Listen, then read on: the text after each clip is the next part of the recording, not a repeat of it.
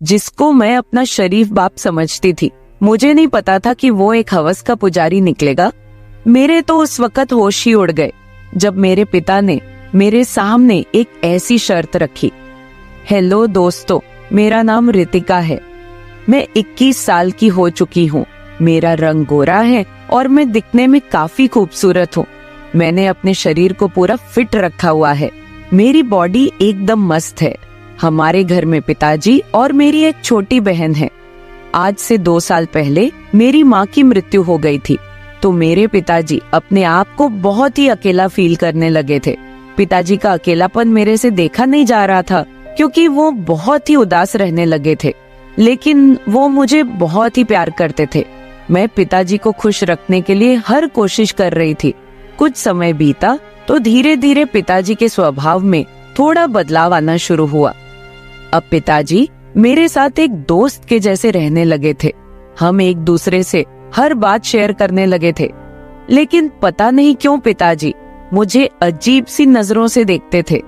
एक दिन पता नहीं पिताजी के दिमाग में क्या चल रहा था, वो मुझे बोले, रितिका, क्या तुम्हारा कोई बॉयफ्रेंड है?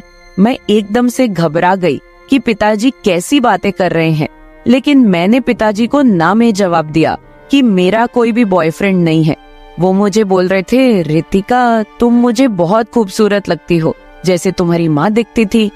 अब मुझे तेरे साथ अपनेपन वाला एहसास होता है, जैसे तुम्हारी माँ के साथ होता था। मेरे पिताजी की ये सब बातें सुनकर मेरे तो होश ही उड़ गए थे। इतने में वहाँ पर मेरी छोटी बहन आ गई और पिताजी को किसी काम से मार्केट लेकर चली गई। मैं तो पिताजी की उस बात से हैरान थी। अब धीरे धीरे मैं पिताजी की नजरों को पढ़ने लगी थी। यही सब सोचते सोचते कब मेरी आंख लग गई मुझे पता भी नहीं चला। फिर जब मैं उठी तो मैंने देखा काफी अंधेरा हो चुका था और घर में कोई भी नहीं था। शायद पिताजी और मेरी छोटी बहन अभी तक मार्केट से वापस नहीं आए थे। फिर मैं बाथरूम में जाकर नहाने लगी। तभी पिताजी और मेरी बहन मार्केट से आ गए, तो मैं उनके पास जाकर बातें करने लगी। फिर पिताजी बाहर किसी काम से चले गए और मैं भी घर का काम करने लग गई। मैं सारा दिन पिताजी के बारे में ही सोचे जा रही थी कि पिताजी ने मुझे ऐसे क्यों कहा है। फिर तभी मेरी एक सुहेली मेरे पास आई और बोली, अरे रितिका, तुम क्या सोच रही हो? इस पर मैं बोली, नहीं कविता, मैं तो कुछ भी नहीं सोच रही हूँ। फिर मैंने उससे पूछा कि कविता यार, कोई ऑनलाइन पैसे कमाने के बारे में बताओ कि कैसे पैसा कमाया जाए, क्योंकि मैं चाहती थी कि मैं खुद पैसा कमाऊं। अब तो मेरी पढ़ाई भी कंप्लीट होने वाली थी। कविता मुझे गुस्से से देखी और बोली, अरे चल यार, हमारे लिए पैसे कमाना आम बात है। फिर हम दोनों अपने अपने घर की तरफ जाने लगी, क्योंकि हमारे कॉलेज की क्लास खत्म हो चुकी थी। मेरी सहेली अपने घर की तरफ जा रही थी और मैं अपने घर की तरफ जा रही थी। तभी मैंने रास्ते में अपने पिताजी को देखा।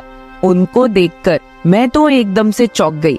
पिताजी अपने साथ किसी औरत को लेकर घूम रहे थे और उनको शॉपिंग करवा रहे थे। बाद में मैंने उनको किसी होटल की तरफ जाते देखा। मुझे उन पर काफी ज्यादा गुस्सा आ रहा था कि पिताजी ऐसे कैसे किसी पराई औरत को लेकर मार्केट में घूम रहे हैं और अपना सारा पैसा बर्बाद कर रहे हैं। फिर मैं उसी गुस्से में घर चली आई और पापा के आने का इंतजार करने लगी। मैंने अपनी छोटी बहन को जे कोई भी बात नहीं बताई कि उसके मन में हमारे पापा के प्रति कोई गलत बात ना आए। फिर शाम के समय जब पापा घर आए तो मैं उनके कमरे में गई और देखा तो वो टीवी देख रहे थे।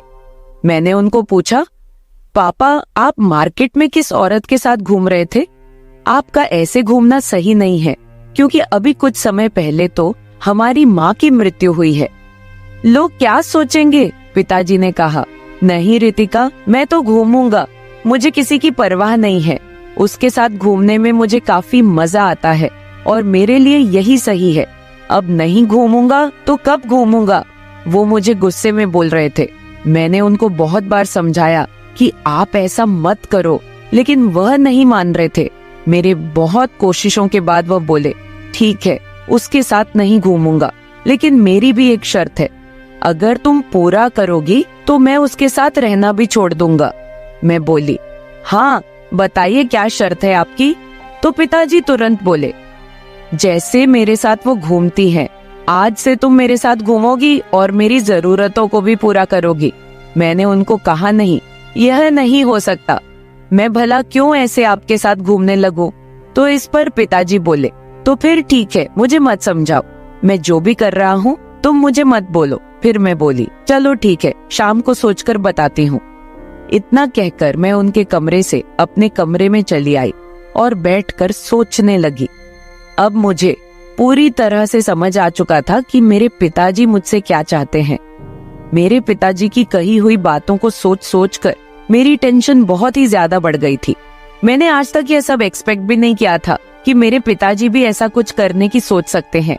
मुझे तो लगा था कि मेरे पिता बहुत ही शरीफ हैं और हमारी माँ की मृत्यु के बाद पिताजी अच्छे से हमारा ख्याल रखेंगे और हमारे बुरे वक्त में हमारा सहारा बनेंगे। लेकिन वह तो अभी से गलत काम करने लगे थे। ये सब बातें सुनने के बाद मुझे एहसास हो गया था कि मेरे पिताजी खुद के साथ साथ हमारी भी जिंदगी खराब करने वाले हैं। ये सारी बातें सोचकर मेरे दिल की धड़कन इतनी बढ़ चुकी थी कि अगर कोई सामने रहे तो उसे आसानी से सुनाई दे जाए। फिर मुझे कुछ दिन पहले की बात भी याद आ गई कि पिताजी मुझे कैसे देख रहे थे। मैं उनको पूरी तरह से समझ गई थी कि वह क्या करना चाहते हैं। मेरे पास तो बहुत बड़ी समस्या थी कि अब मैं क्या करूं। अगर मैं हाँ नहीं बोलूंगी तो वह उस औरत के चक्कर में बर्बाद हो जाएगा और हमारी जिंदगी भी खराब होगी। मैं पिताजी को यह भी नहीं बोल सकती थी कि वो मेरे साथ पति पत्नी के जैसे रहे, क्योंकि दुनिया की नजरों में वो मेरे पिता हैं।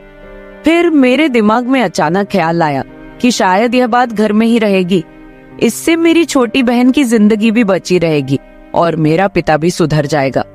यही सब सोचते सोचते मैं सो गई। फिर जब मैं सुबह उठी तो पिताजी के कमरे में चली गई।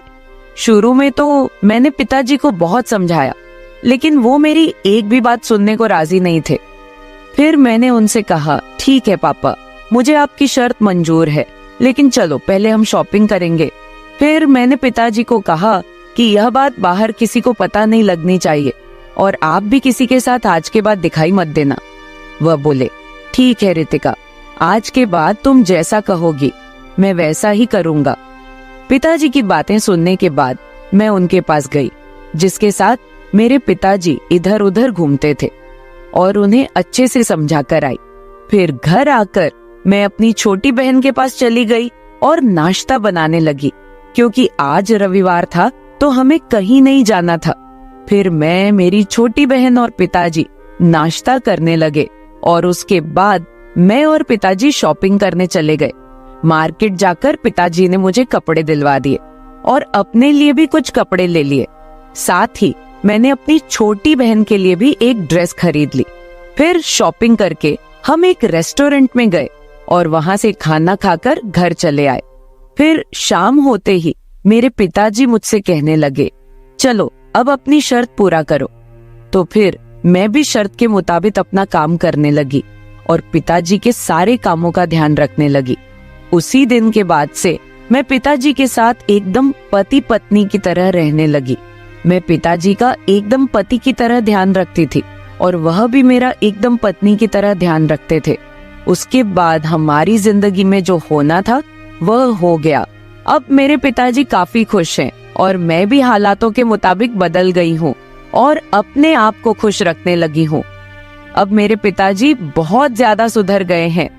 वह किसी के साथ घूमते भी नहीं हैं, सिर्फ अपने ऑफिस जाते हैं और घर आकर मेरे साथ एकदम पति पत्नी की तरह रहते हैं।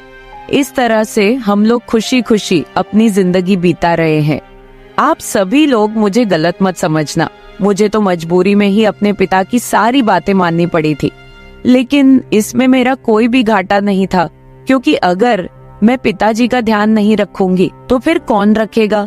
लगभग 5 महीने बाद मेरी जॉब का ज्वाइनिंग लेटर भी आ गया और मैं वहां चली गई।